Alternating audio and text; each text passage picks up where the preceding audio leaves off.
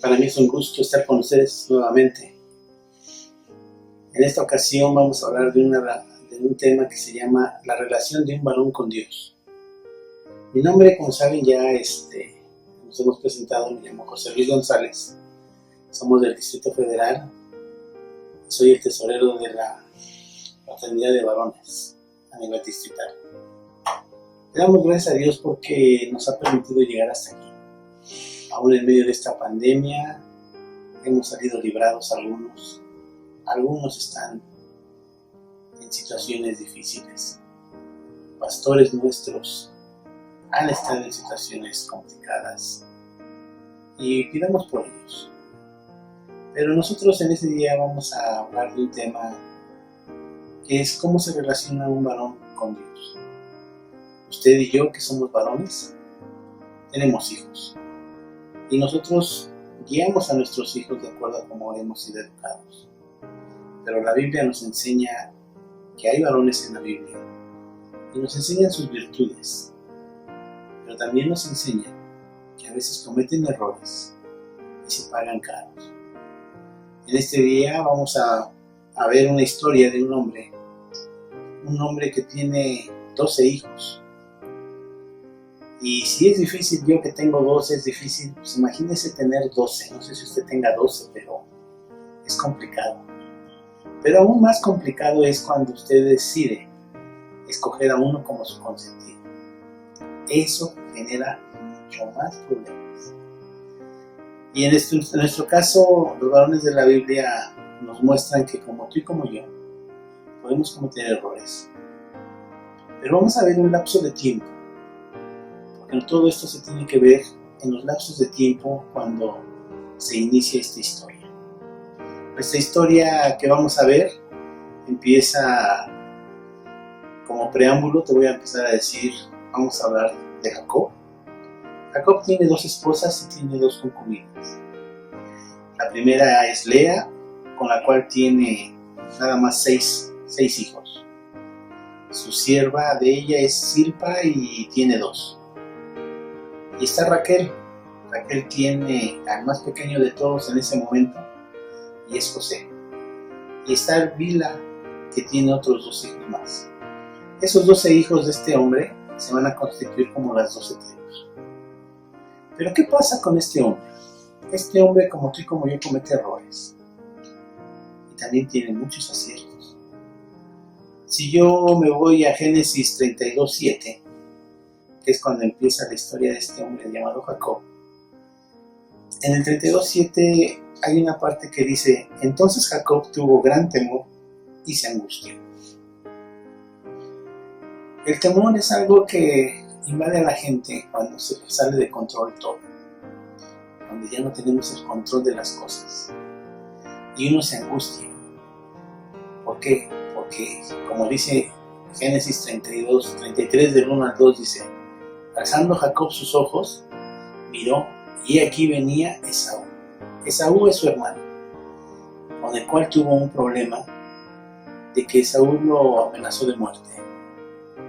Y es una historia aparte, pero entre esos 2 hermanos se manejaba esa situación.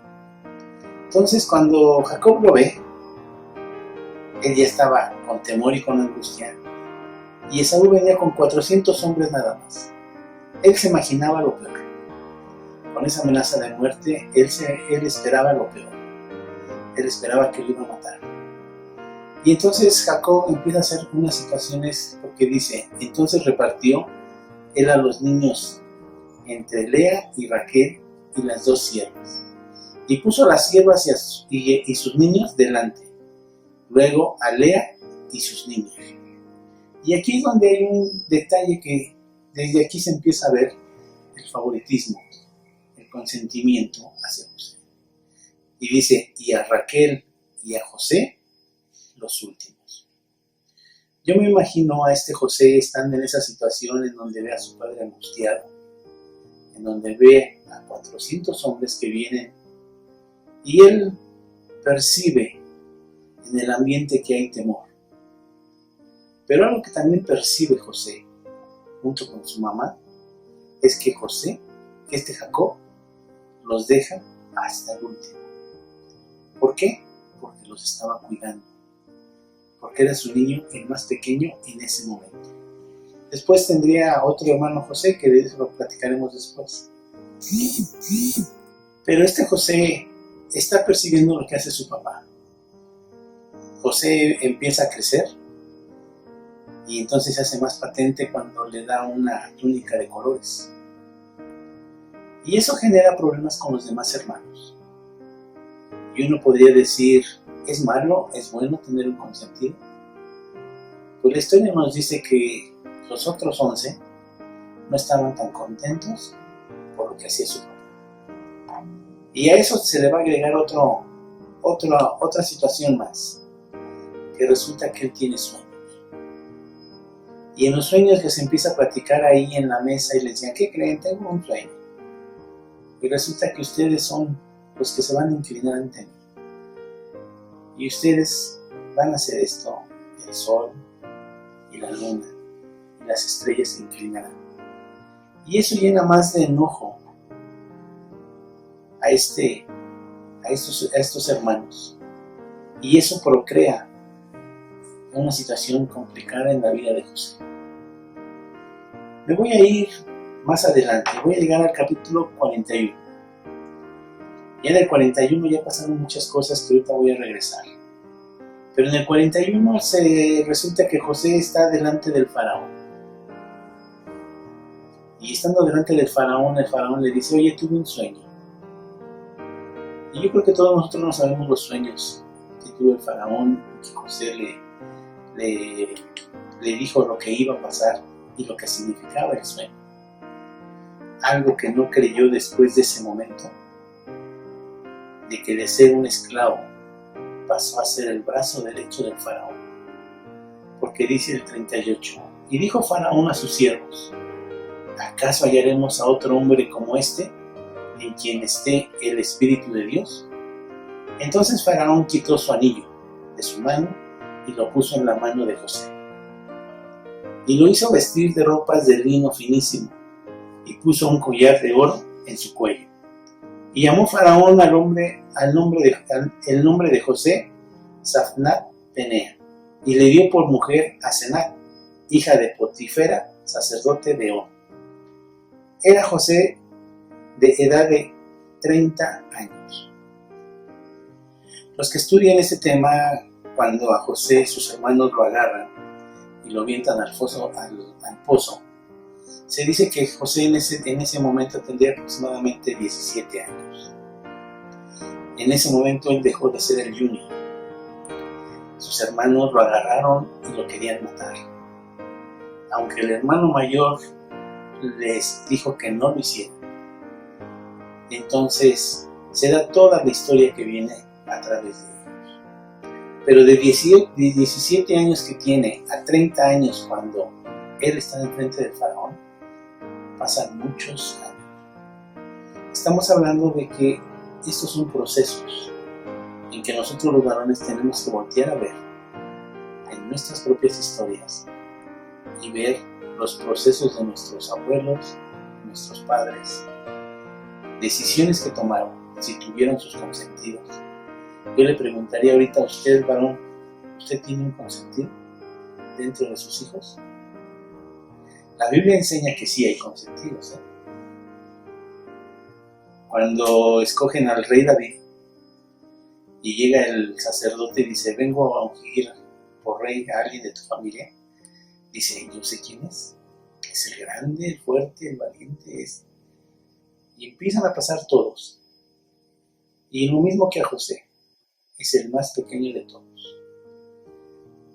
El profeta dice, ¿son todos estos tus hijos? Dice, no, falta uno más pequeño, pero él está allá. Él está allá con las ovejas. Y el profeta le dice, pues no nos vamos a sentar a la mesa a comer, hasta que no lo traigas, para ver si él es el que vamos a ungir como rey. En la historia de la Biblia nos habla de que los hijos menores a veces pasan a ser los protagonistas. En Caín y Abel, Caín era el mayor, y no Abel. Y podemos ir viendo más historias en donde Dios tiene esa preferencia, porque lo que Dios busca en los hombres es su corazón, la pureza de su corazón, la santidad de su corazón. José tenía 30 años cuando fue presentado delante del faraón. Y así como cuando nosotros leemos la parábola del hijo pródigo, que también hay un anillo, hay vestidos, hay sandalias, son simbolismos que representan la actitud que alcanzan a tener como personas delante de Dios, en este caso delante del faraón. El faraón le da un collar, le da el anillo, lo viste de lino fino, y entonces él, en un solo día, pasó de ser esclavo a ser el segundo de faraón. Y esto no lo podía creer él, pero sigo leyendo.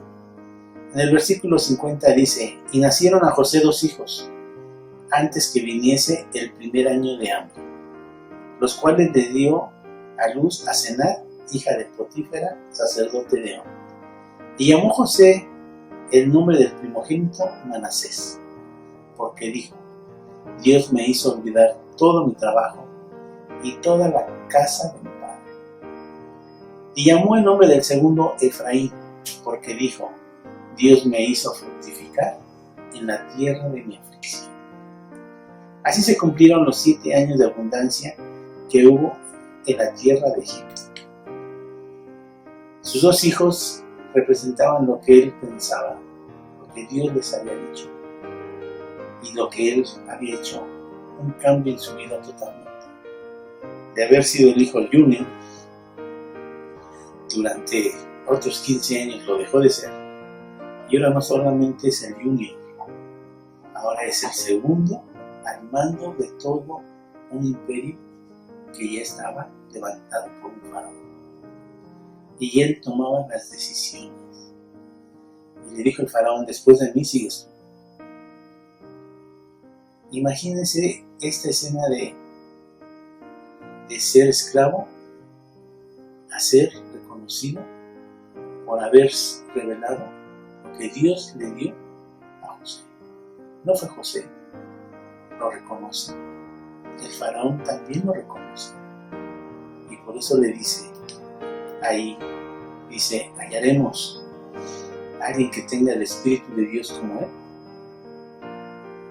Y yo creo que el faraón se da cuenta de lo que está por presenciar.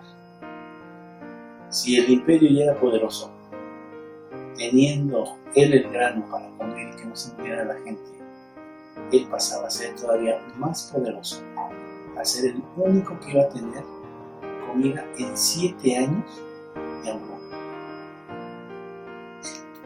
Si seguimos con la historia, nos vamos a dar cuenta que José recuerda todo su pasado, cuando es echado al foso, cuando la esposa de Potifar quiere tener relaciones con él y él huye, cuando él está en el calabozo pagando sentencia por una situación que no cometió, y que aún ahí encontró a un panadero y a un copero del faraón. Toda su vida iba en picada. Y yo creo que por eso le puso Manasés. Y ese era un punto de quiebra en su vida. Lo que no estoy tan de acuerdo, y ese es uno de los temas que quisiera tratar, es de que dice que Dios le hizo olvidar la casa de su padre. Eso es lo que significa Manasés. Y yo creo que hizo olvidar los malos recuerdos, pero no los buenos recuerdos. Porque si leemos, nos vamos a dar cuenta que cuando sigue continuando la historia, resulta que ya en el camino, ya en el caminar,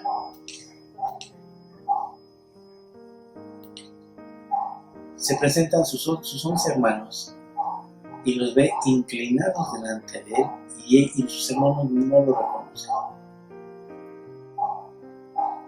Y entonces ahí es donde dice uno, bueno, ¿qué pasó con él?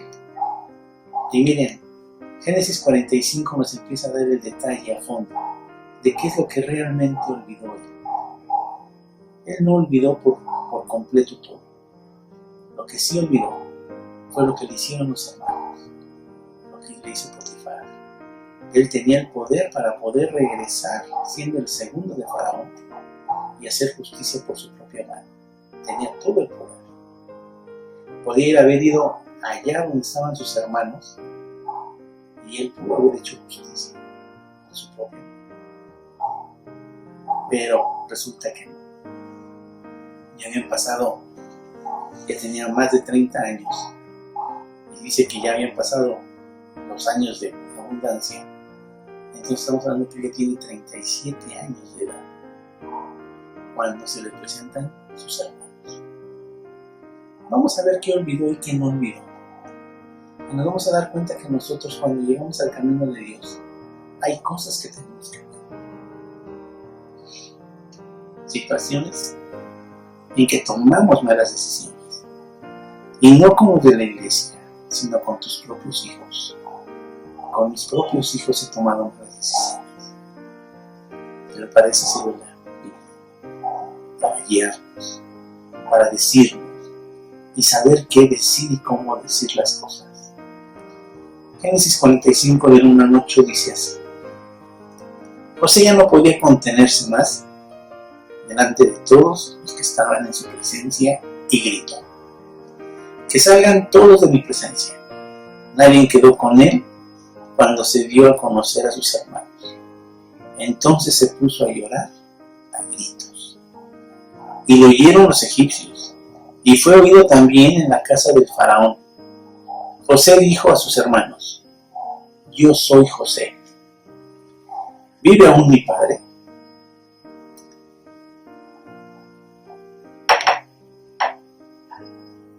La primera pregunta que él se hace es el recuerdo que tiene de su padre.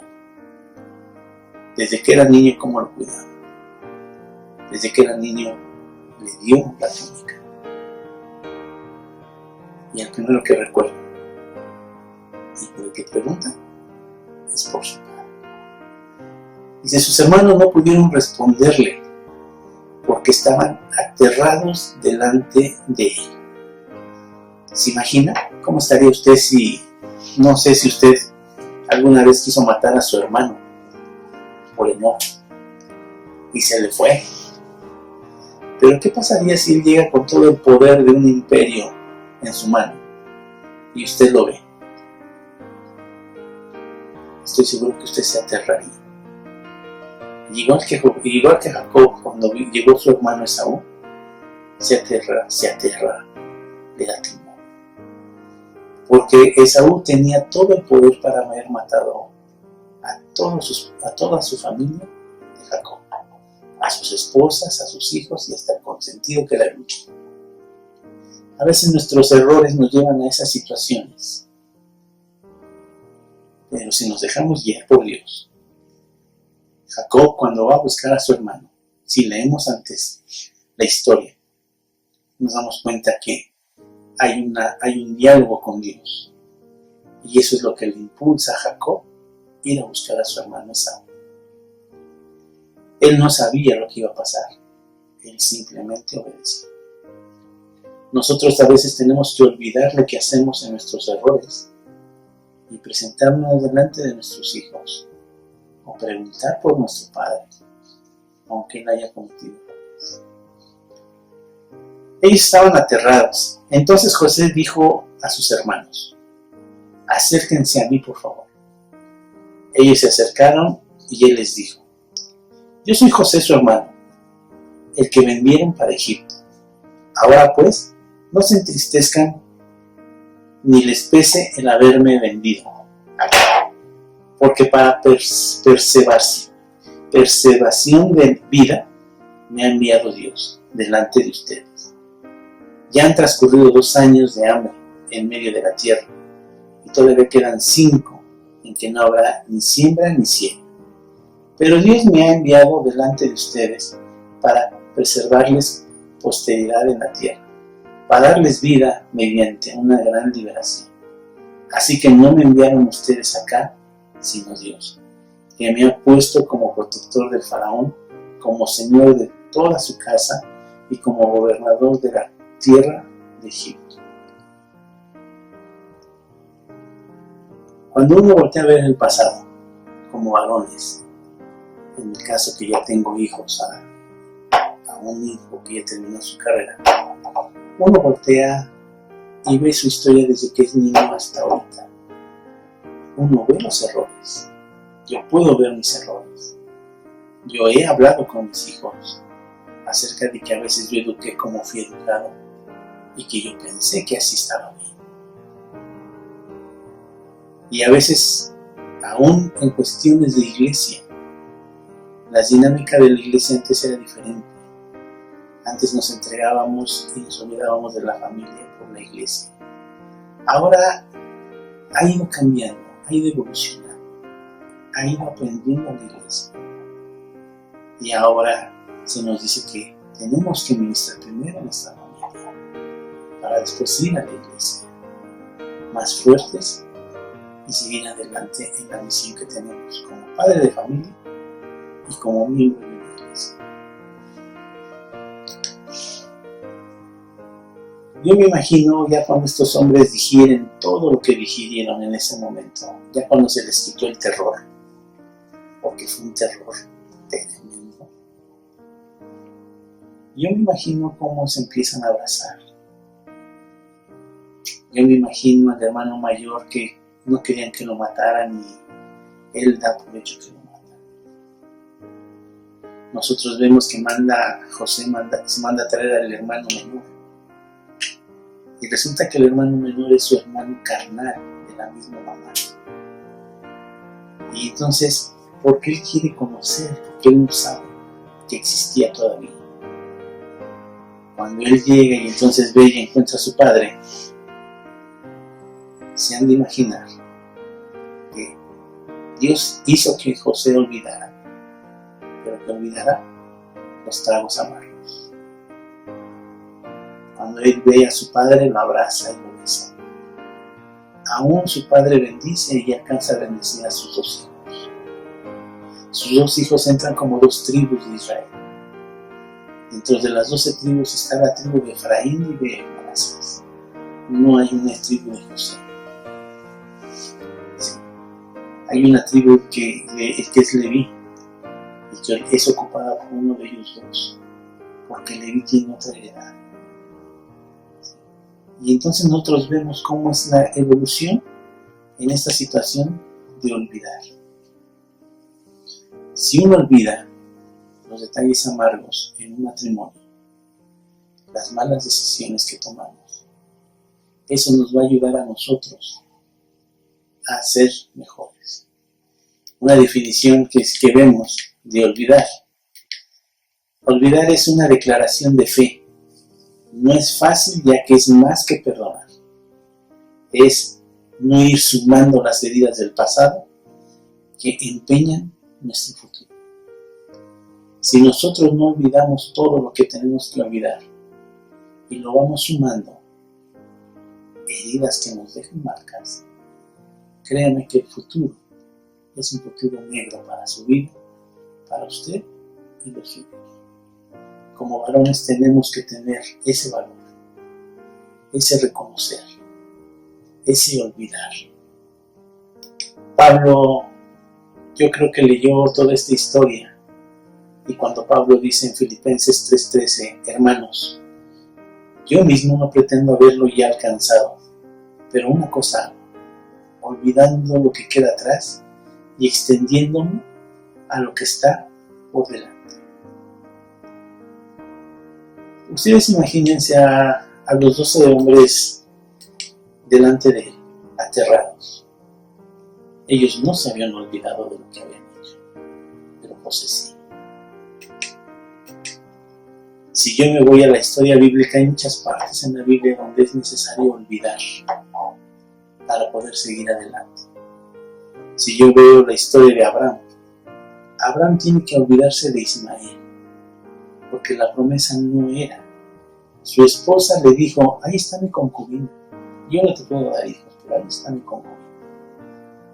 El detalle aquí es de que la promesa era con ella.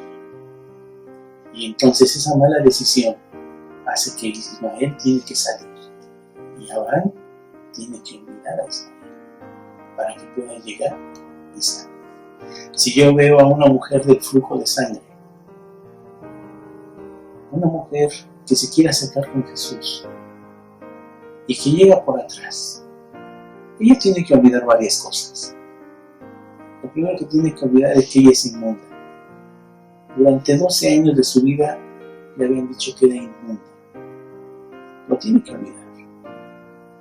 Porque tocar al santo, sabía, dentro de las leyes, una mujer inmunda si tocaba a un santo, en ese momento se volvía inmunda.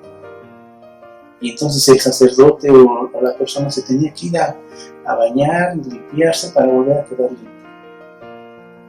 Esta mujer tiene que olvidar que es inmunda para poder extender su mano al manto. Si no lo hace, no logra nada. En una ocasión hay 10 leprosos que van al encuentro de Jesús. Ellos, si no se olvidan que son leprosos, no se podrían acercar entonces. No se podrían acercar al camino. Ellos tenían que llevar una campana diciendo: soy leproso, soy leproso.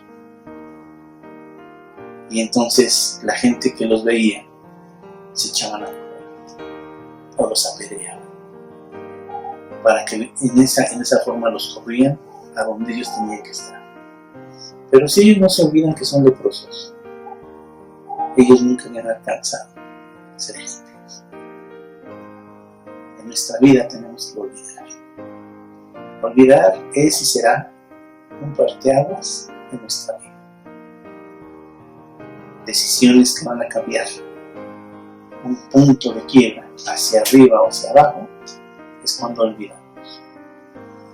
Cuando usted olvide y el diablo le quiera recordar que usted es un pecador, usted dígale que Dios se olvidó de sus pecados y los echó al fondo del mar. Y ya de pasada dígale que usted sí sabe su futuro de él. Nosotros sí sabemos lo que le va a pasar a él. Nosotros, a Dios gracias, somos sus hijos. Hemos olvidado y no tenemos por qué regresar nuestro pasado a nuestra vida. Olvidemos los tragos amargos. Aceptemos que tenemos muchas virtudes y seremos mejores varones para la honra y gloria de Dios. Enfrente a sus hijos. Dígales. Voltea a ver.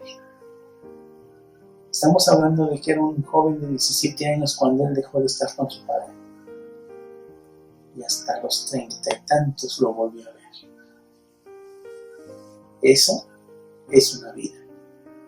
Y nunca es tarde para olvidar. Olvidar es y será un parteaguas en nuestra vida. Mi deseo es que Dios los bendiga, hermanos, y que esta palabra la reflexionemos. Que el Señor los bendiga y los guarde, y cuidémonos. En el nombre de Jesús, hermanos, les deseo bendiciones.